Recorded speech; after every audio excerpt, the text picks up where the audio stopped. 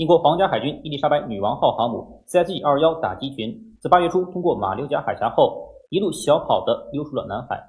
本以为可以像美国海军一样，到中国南海岛礁12海里附近展示一下航行自由，并跟南海舰队来个海上对峙，亦或是到台湾海峡附近也拍个翘脚图之类，给台独壮壮胆。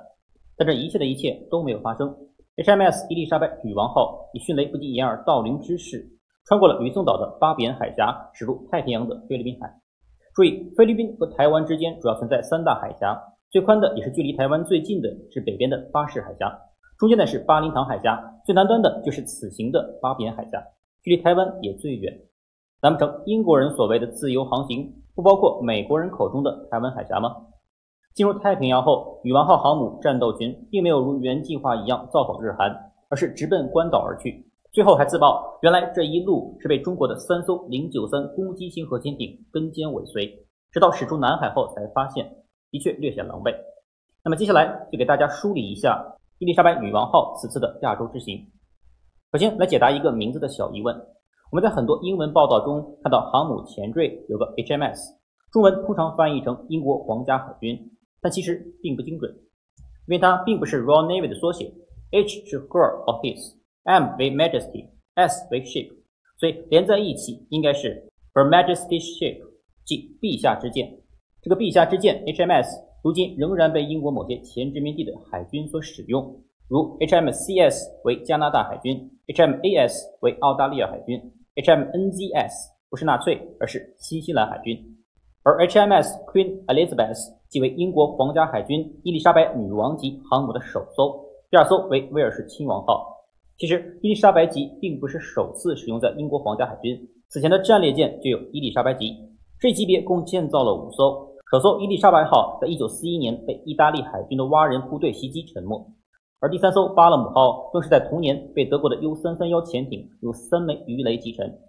战列舰的殉爆场面更是罕见的被摄影机全程记录了下来，这是它在沉没前最后的样子。视频画面可见，在其沉没过程中发生了弹药库爆炸，全舰共阵亡861人。伊丽莎白女王级有了这样的前世，那么今生会变得更好吗？我们接着来看，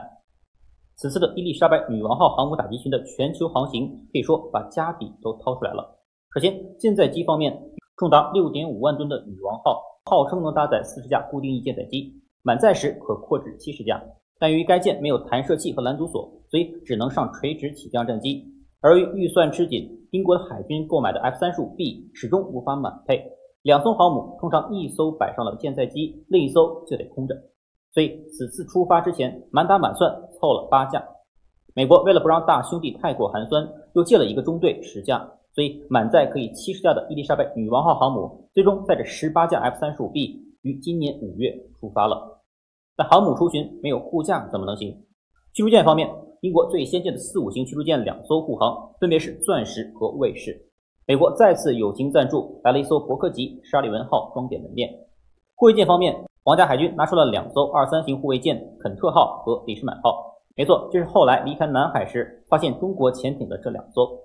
这2个家伙严格来说都是反潜型护卫舰，其32联装海狼近程点防空导弹过于垃圾，于是向荷兰海军又借了一艘7省级护卫舰埃弗森号加入编队。埃弗森号拥有5组8联装 MK41 垂直发射系统，可以说女王号的内圈防空就靠它了。这是女王号航母和荷兰的埃弗森号护卫舰通过中间的维多利亚堡号进行补给的画面。此外，战斗群中还编入了一艘机敏级攻击核潜艇。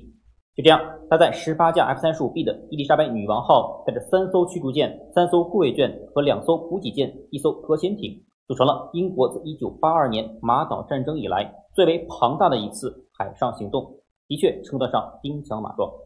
大英帝国当年的荣耀似乎有了回光返照，舰上官兵也在刚刚驶入塞浦路斯港就来了一次彻夜狂欢。我们记住这次狂欢，不过 party 过后，女王号的霉运也就来了。离开塞浦路斯进入地中海，英国人第一个任务就是要向俄国人秀肌肉。6月23日，卫士号驱逐舰代表大英帝国海军折向黑海，拜访俄罗斯的死对头乌克兰，表达了大英帝国将与你同在，并在回程时特意去克里米亚近海准备玩一次碰瓷。结果大家也知道了，被俄罗斯的护卫舰和苏24战斗轰炸机实弹警告，好一顿伺候，结果灰溜溜的离开了黑海。可见所谓的自由航行可不是谁都可以随便玩的。这也给舰队后来在中国南海出人意料的规矩埋下了伏笔。卫士号回归舰队后，另一艘4-5型驱逐舰钻石号却出了问题，其 W221 燃气轮机的 IEP 动力组出现了严重故障，不得不脱离编队回到塞浦路斯港实施维修。刚一出发，钻石号就趴窝，驱逐舰折损1/3，女王皇冠上的钻石已然不在。这其实是4-5型驱逐舰的老毛病了，燃气轮机天气一热就功率骤降。2018年还发生过现役6艘全部趴窝的壮举，只能派出一艘23型护卫舰萨瑟兰号到中国南海岛礁宣示航行自由，结果反受其辱，被16艘中国军舰团团围住，灰头土脸的离开。就这样，刚一出发，女王号航母战斗群就出现了非战斗性减员。但真正的麻烦才刚刚到来。7月15日，女王号上出现了新冠肺炎的感染者，跟去年美国罗斯福号航母一样，也搞不清楚感染源从何而来。区别在于，这次的舰队士兵都接种了新冠疫苗，以英国的 AZ 最多，但依然中标。那次的罗斯福号把染疫怪到了越南人身上，这次英国人则怪到了意大利头上，说可能是在西西里岛停驻时感染的。当然，塞浦路斯的那次狂欢可能性也很大。但不管怎样，女王号上的感染者在短时间内就激增至上百人，而后就不再公布数字了。但大英帝国最后的荣光岂能就此作罢？就这样，带着数千名士兵和德尔塔病毒的舰队继续向亚洲驶来。他们穿过苏伊士运河，渡过印度洋，于7月25日抵达马六甲海峡，即将驶入此行最重要的目的地中国南海。这是一位新加坡居民拍到的机敏级核潜艇在通过马六甲海峡时浮航的画面，这也是此行的第一次曝光。而作为前殖民地，马来西亚也象征性的派出2艘莱吉尔级护卫舰陪同航行，算是给足了前殖民地母国面子。原本在进入中国南海前，女王号航母战斗群要停靠新加坡登岸休整，